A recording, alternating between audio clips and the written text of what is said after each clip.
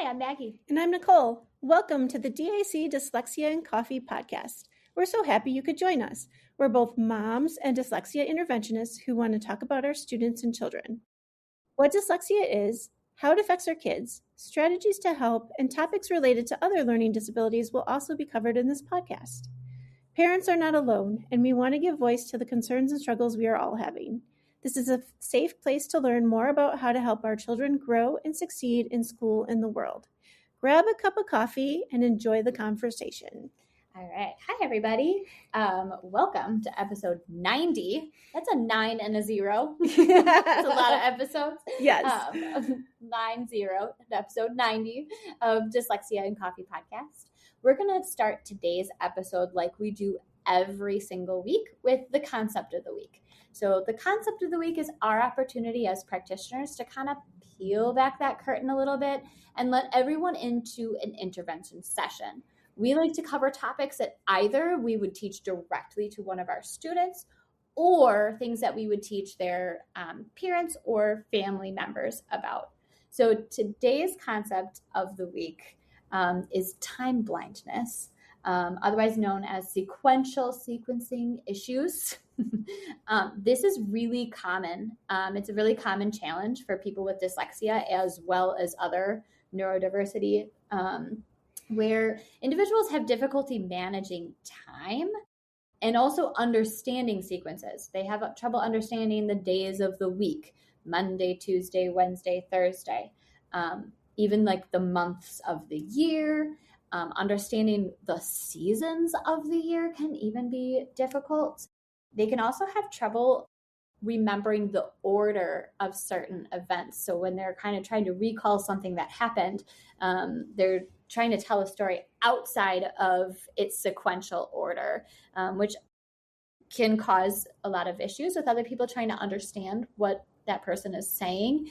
And also it happens while they read too. So when they read a story, they can have a lot of difficulty putting that story back together in a logical order. So that is our concept of the week this week. All right. Well, welcome to episode 90. We have a wonderful guest today. Her name is Lisa Richter.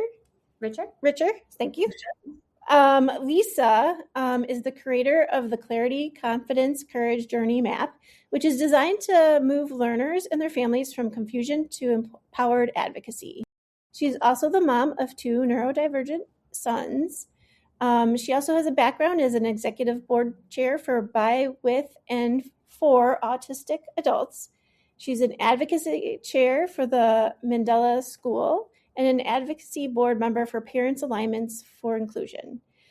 She has a firsthand view of what really makes a support team effective, from the boardroom to the IEP meetings. With her advanced advocate certificate and years of direct parent collaborations, she helps identify what is missing in the support process and brings clarity when things feel a little bit muddled.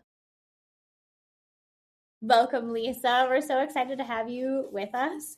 I always think it's kind of fun to read those bios, especially it's so accomplished. We're really, really happy to have you on with us today. We got a chance to kind of chat with Lisa to get to know her a little bit before we add her on. And I think you're just going to bring such a good perspective to our listeners, and we're happy to have you here. So welcome, Lisa. I want to give you a chance a little bit to kind of introduce yourself to the listeners. So could you just tell us like a little bit about yourself? Absolutely. Thank you. I listen to the intros, and depending on the audience, sometimes I'll switch it up a little bit, and I notice how much of a mouthful it seems to be. So thanks for going along with that.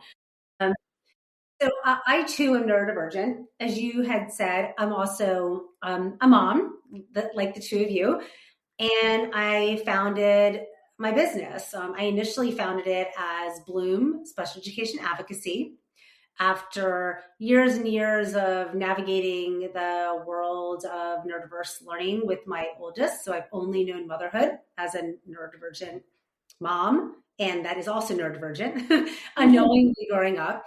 So, but my my consultancy now is called Journey to Bloom.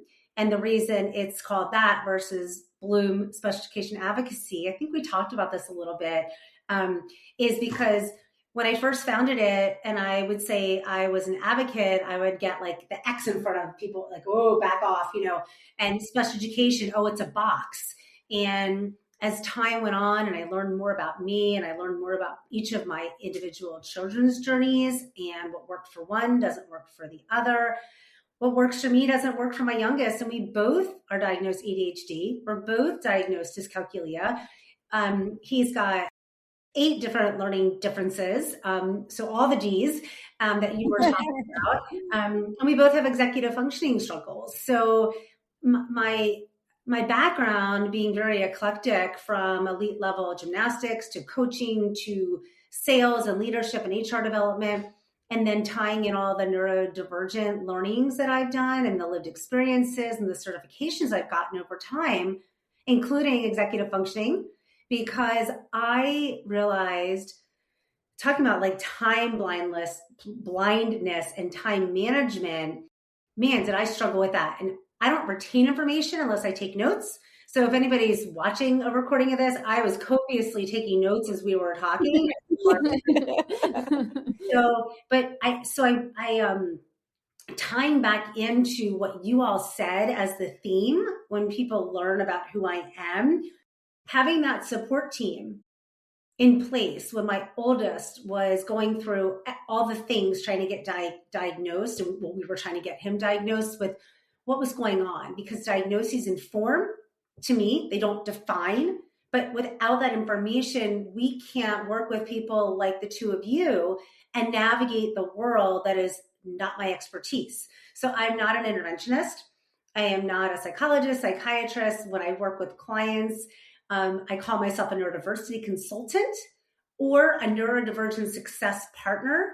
So one resonates better with one resonates better with the other. I am both of those, depending on how I show up or how people want me to show up. But managing time, that relationship with parents, with students, with people in life, it's really difficult. And as you were talking, I was writing down 3 specific things: the sequential understanding piece, the order of events, and whether it's reading, I was thinking about my younger son, the order of operations. So the dyscalculia, like the order of operations, and even test taking.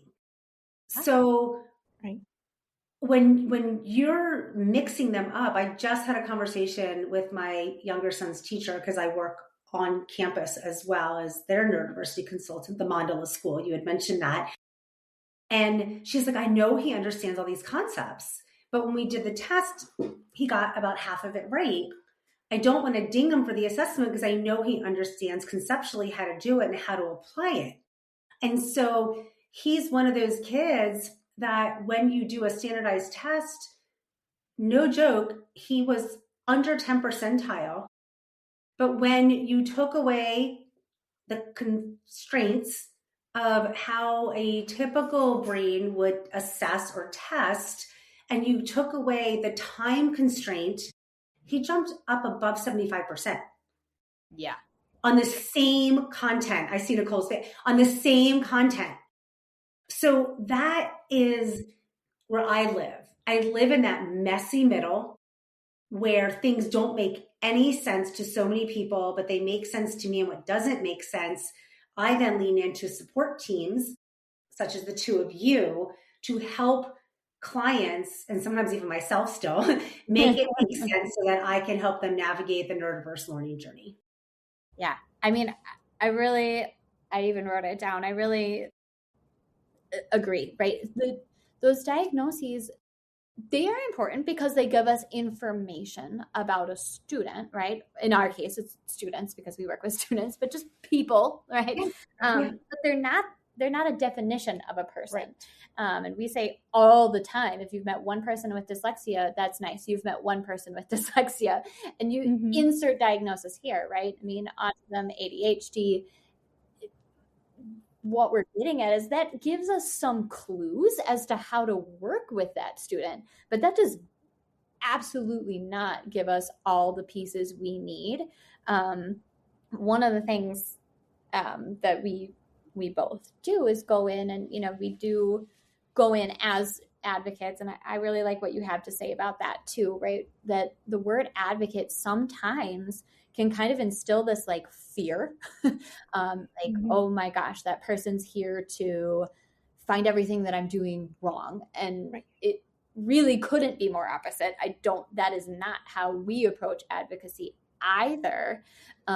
So I really like how you're talking about being a success partner, a team member. I will go to the mat all day, every day, that the IEP team needs to be a team. And that means that people's perspectives have to be listened to. And we have to always remember that who we are here for is that individual, right? That's the first thing on there, right? IEP stands for Individualized Education Program.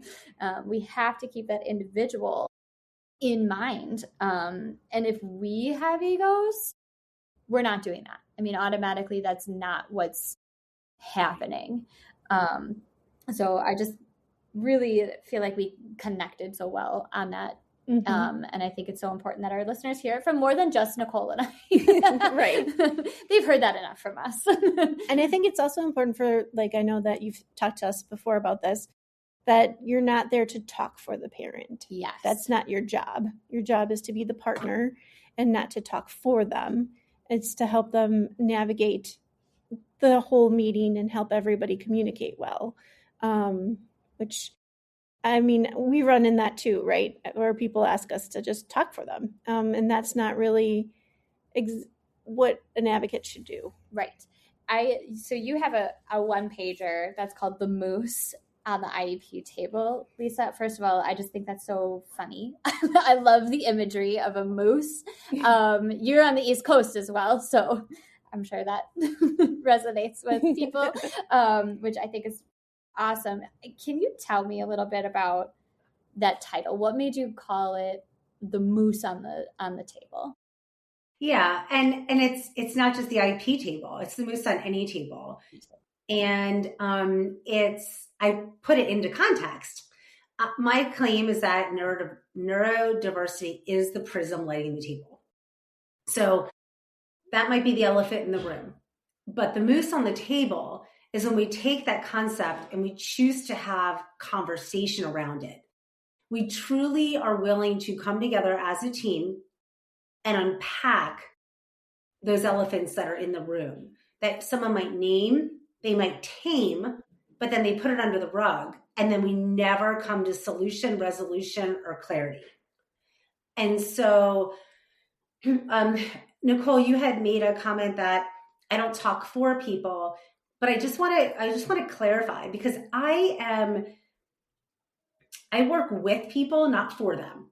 Mm-hmm. And so if a client says to me, I am so emotional right now that I want you to read that impact statement for me because I don't know how I'm going to react, I will do that for them.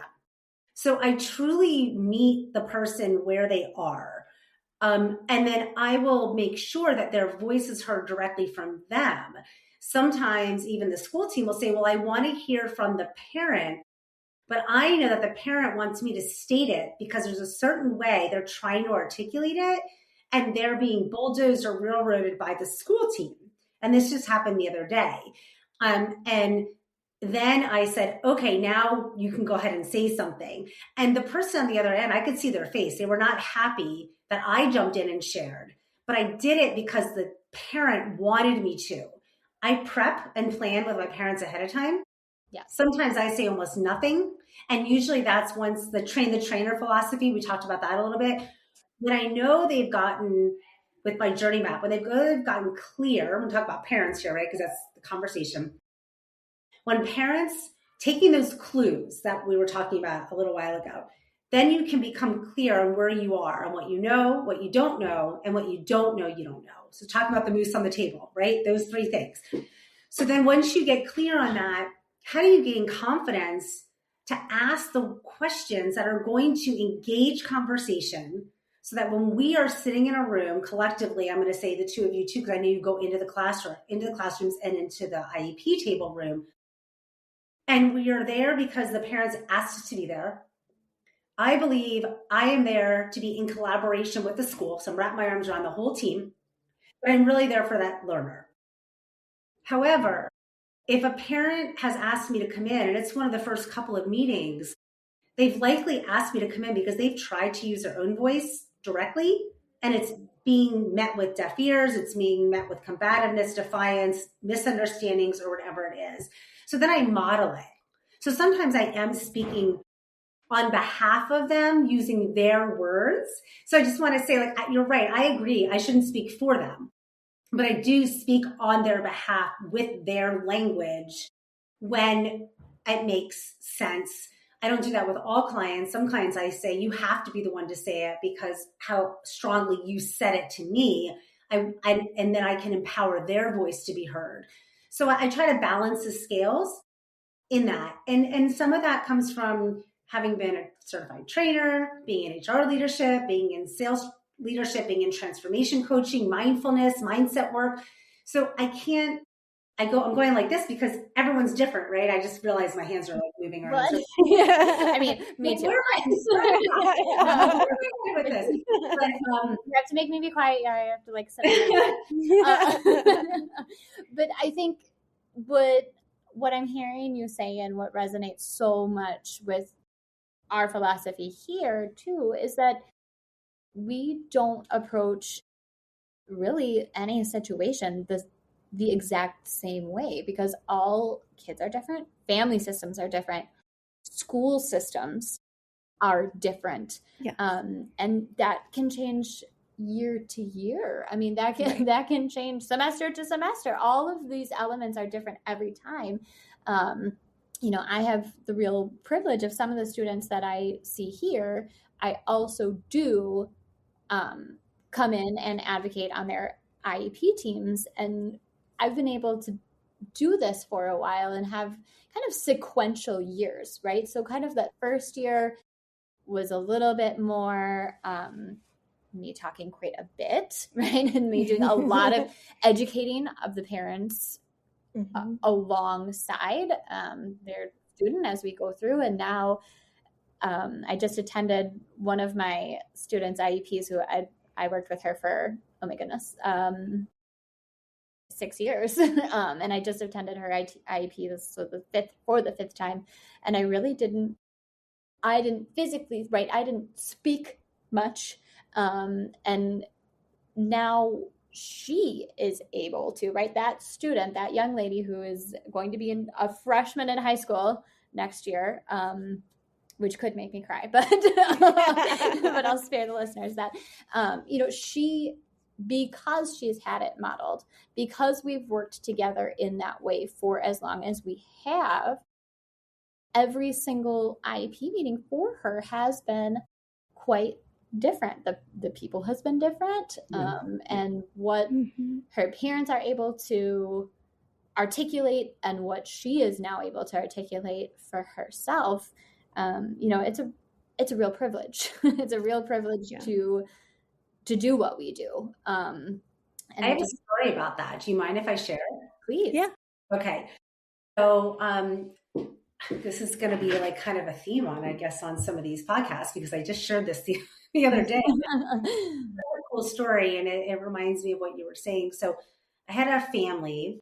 I've had lots of families, but this particular family, mom, everyone was a non-believer that this child could stay on diplomat track and actually accomplish things. So mom ended up bringing me in at the end of third grade because she knew it was going to be a fight.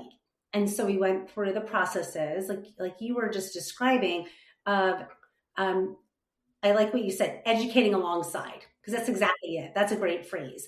So that's what I was doing. I was modeling and educating alongside. And as the years went on, data-wise, she was like, I've never seen anybody collect data the way that she did and bring it together. It was just so beautiful.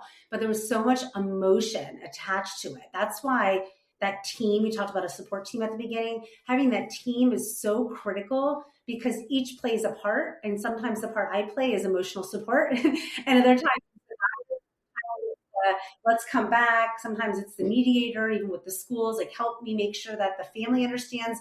Because I'll have a banter sometimes with the school team asking for clarity.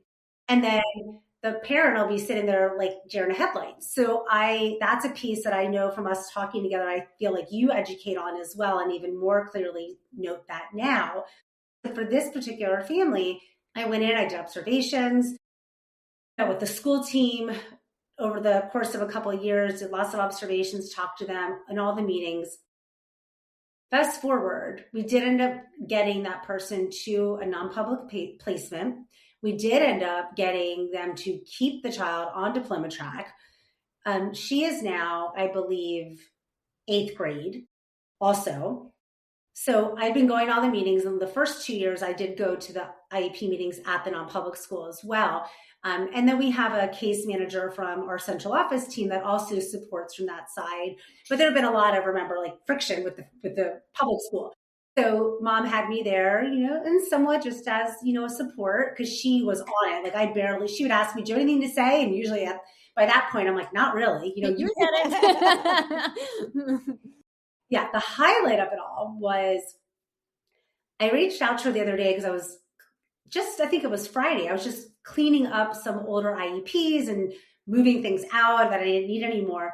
And I was like, hey, did that IEP meeting ever get scheduled? I know we were behind because there were lots of snow here. I mean, you guys get a lot of snow, but here in Maryland, we had a ton of snow this year.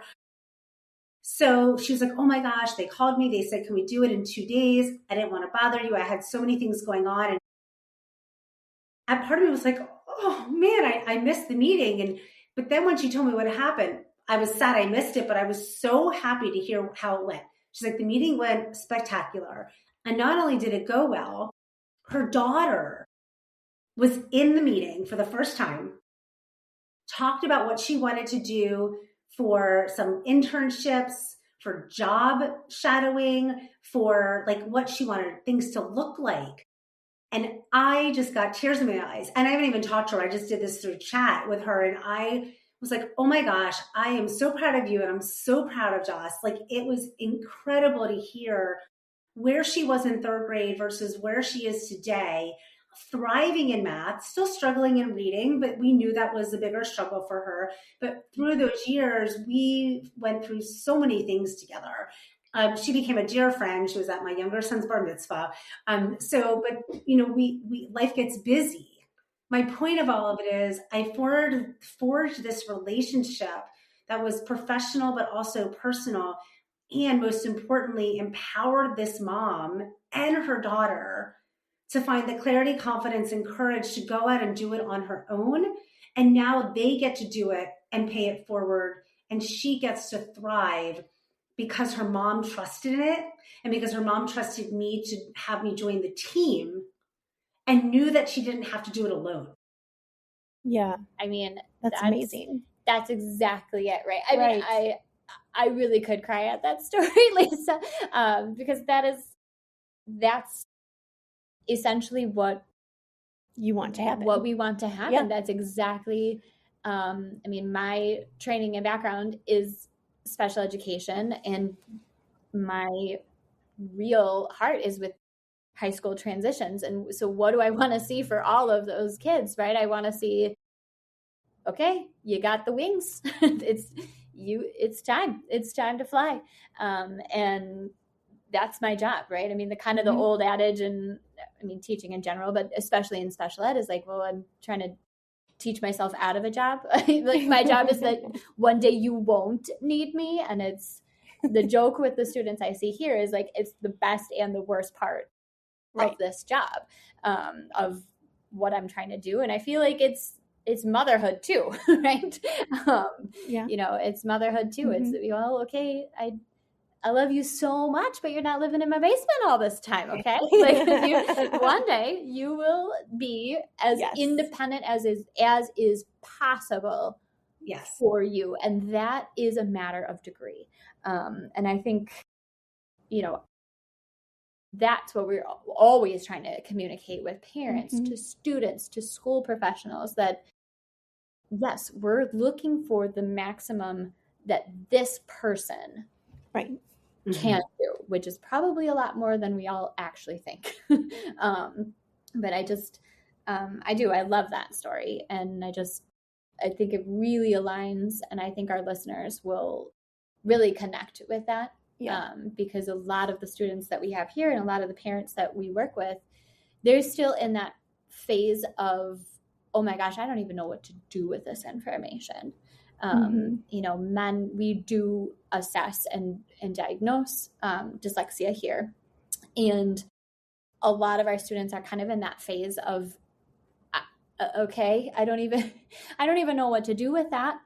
So to go from, I don't even know what to do with that, to having students advocate for their own self and really be able to communicate what they need and want, not only just in school. And I think that's something that we connect on too, Lisa, that yes, we deal with a lot of schools. We deal with a lot of schools. We deal with a lot of school-based academic issues, but that is not even close to what the whole child is about. And because there's a whole life outside of school. Exactly. You kind of have to be ready for the other part too. Well, exactly that. Well, I mean, we think you're great. We're just really happy that you were able to share all of that expertise with our listeners.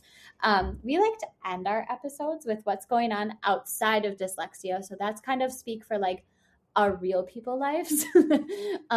So if you're game for it, Lisa, what's been going on outside of, I guess, neurodiversity? Probably.